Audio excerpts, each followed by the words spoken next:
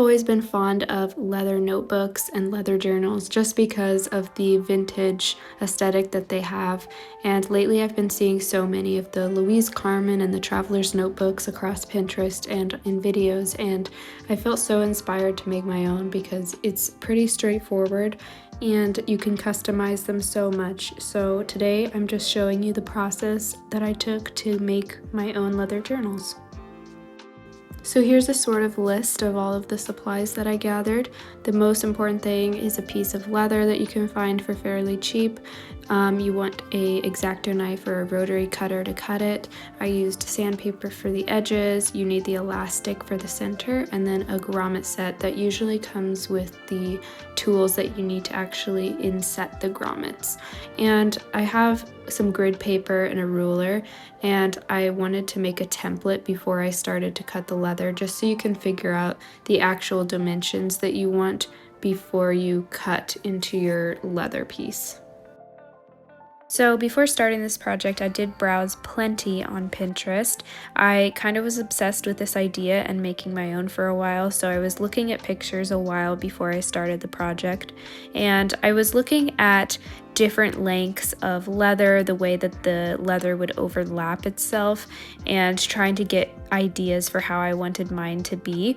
I did make a journal before doing the one for this video, and so I had a good idea of what I wanted to change from that first one.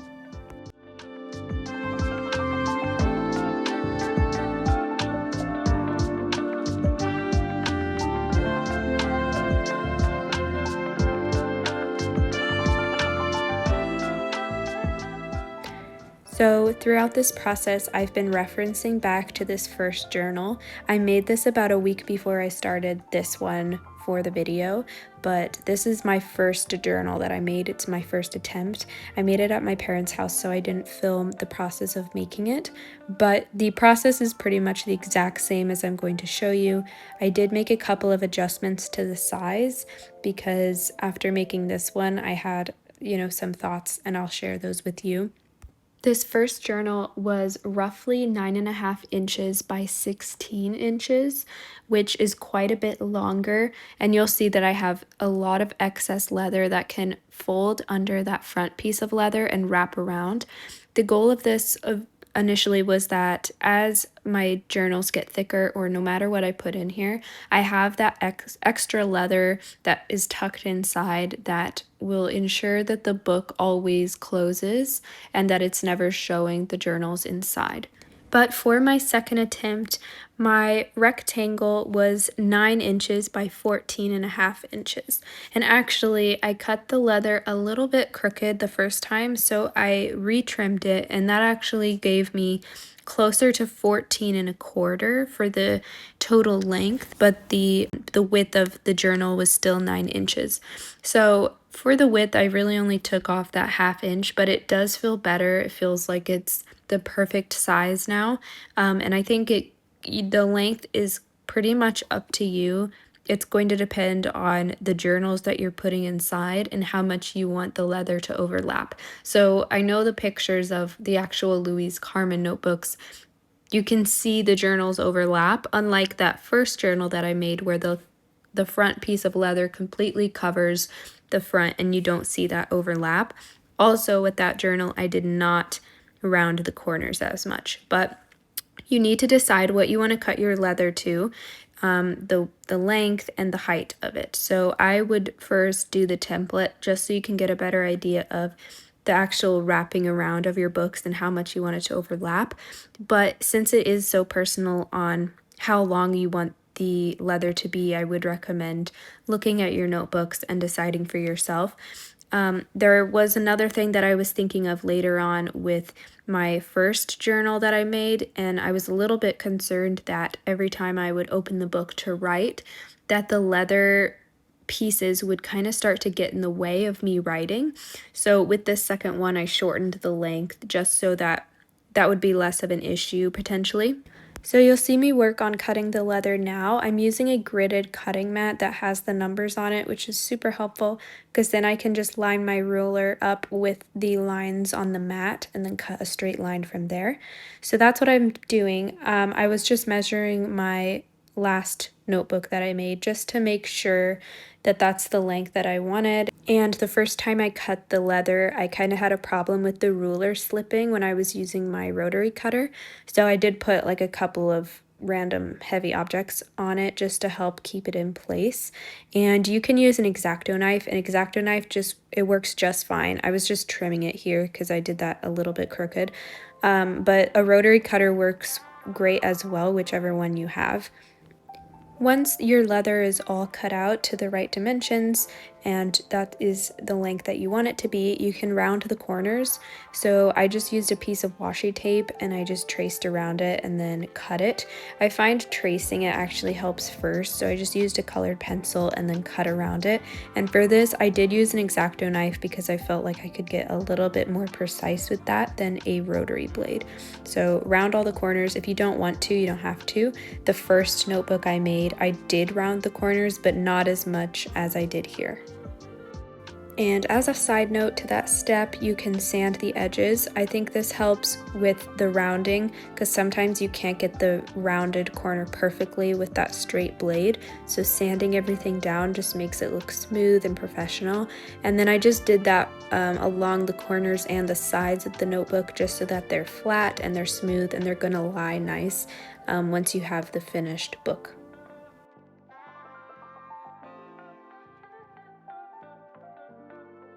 So now we have our piece of leather completely prepared and prepped for the next step, which is pretty much the final steps of this project. Once you do this, you just have to do the grommets and the elastic, and then the notebook is completely ready to be used. So I'm just switching out. I had some of the moleskin red notebooks in my first leather journal cover. I just took those out and I put a thicker black soft cover notebook in there, and then I'm putting the red notebooks in this new one. So now we're going to be doing the grommets. This is a little set that I got off Amazon, and it comes with the tools that you need, which is really nice. So they should come with like a punch tool that is the corresponding size to the grommets that you're using, and then it should have like the little inset tool for the cap that comes with the grommet, and you'll just need like a hammer or a mallet or something to set these grommets in place once they're through the holes that you punch. And also you'll probably have some little scraps, so I'm playing around with making I have like a notebook that's kind of the size of that watercolor tablet. I want to make a couple other notebooks and do them in that size. I also just want to say that with this second attempt, I kind of failed the grommets on them. The grommets on the first one were pretty good. I mean, obviously they're not like perfect, but the grommets on the first one were pretty good. This second one though, I don't know what I was doing, but the top row is like two of them are squished together and the third one isn't, and then they don't really line up perfectly with the bottom. So when you look on the inside, the elastic bands are ever so slightly diagonal. So I just want to say that because on camera even I feel like it looks pretty good, but if you don't get the grommets completely perfect, it's not going to ruin the notebook. You can still insert all the notebooks inside, and once you have the charms on the outside anyways, I don't think it's so super noticeable, so don't worry if you struggle getting those perfect. I would recommend to actually have the grommets with you and line them up next to each other. Take a pencil and poke it through the middle of the grommet once they're all lined up, and then go take a ruler and just copy those dots to the top or bottom. But I kind of marked the dots out on the template first, and then I guess the grommets were a little bit larger than I expected them to be, and so I actually kind of tried to fix it while I was doing it, but I should have redone it. But anyways, that's just a side note. Basically what I did on my paper template was I folded the paper around the notebooks, and then you can kind of see where the spine is on the grid lines, or just mark out where the edges of the notebook hit the spine. Then once you have that, you can kind of find a center point between those two markings. That will be where the the middle grommet lines up, and then you can just space them out accordingly. That is the punch tool. You just use a hammer and you just punch it through the leather a couple of times. This is a really big hammer. You don't need that big of a hammer, but once the hole is punched through, you can just insert the grommet through the hole from the right side of the leather. So the polished, nice, clean side of the leather is where you want the nice side of the grommet, and then the cap will go on the other side, and you'll hammer that down with the other tool later.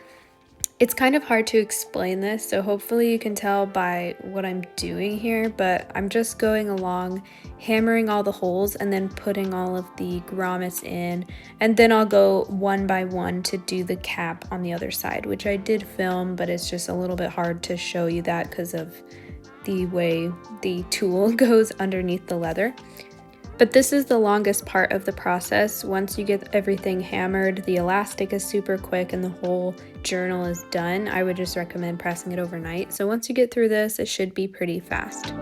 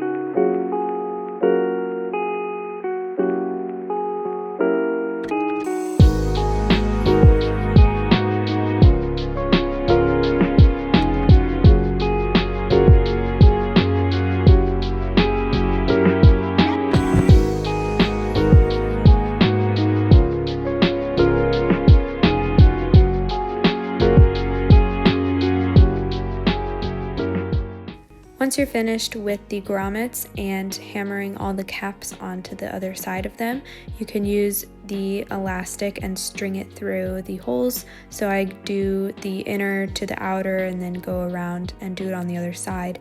And you just want to cut the elastic so that you have enough to tie it, but that it's still snug, that it's going to hold your notebook. You want it to be pretty tight, and it might curve the leather a little bit, like curl up the edges of the leather once you have all of your elastic in, but once you put the books in, it will lay flat. And the last thing I did was just hold the ends of the elastic over a flame or from a lighter, just so that the ends don't fray over time, and it'll just melt the edges slightly.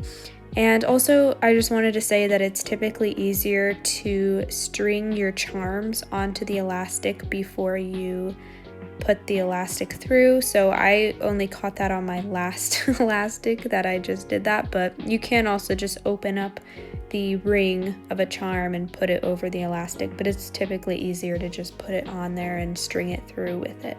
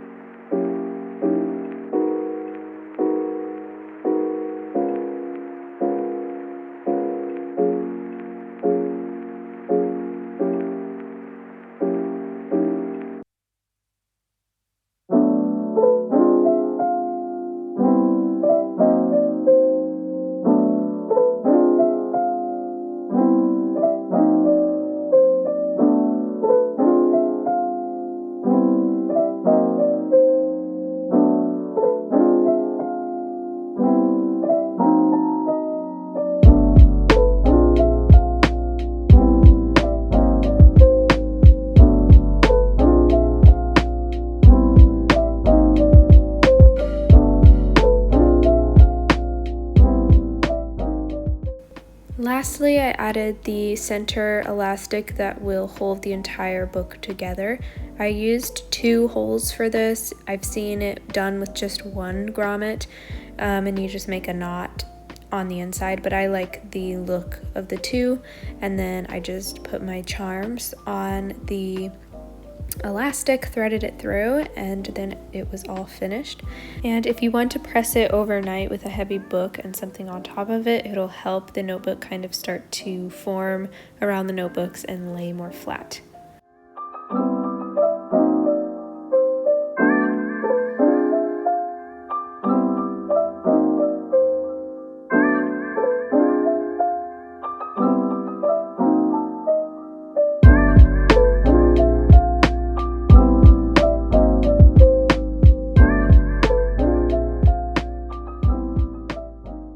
Hello, I just wanted to give you a little close look at the journals. They're both finished. I have some extra leather scraps that I want to make into some smaller books, and I still want to make another one, but for now I just wanted to show you the finished books. Both of these books are pretty much identical.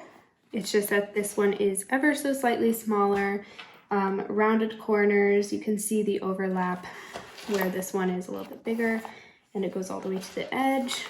These little charms on this one actually are from an antique store. I took them off a pair of these very strange looking earrings, but it was like a pair of earrings with 3 charms on each earring. So I just took them off, and I think they make such cool little charms on here. So we've got a pearl on the side, loop that goes around the book. I think they're so pretty. I hope that if you have been seeing these and want to make it, that you feel inspired to, because they're very simple to make.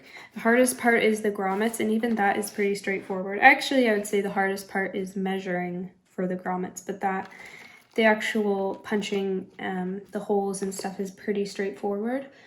But other than that, they're a pretty quick project actually, and really fun. You can put whatever notebooks you want in there. Yeah, I'm really happy with them. I hope that you've been having a good week and that you do something creative.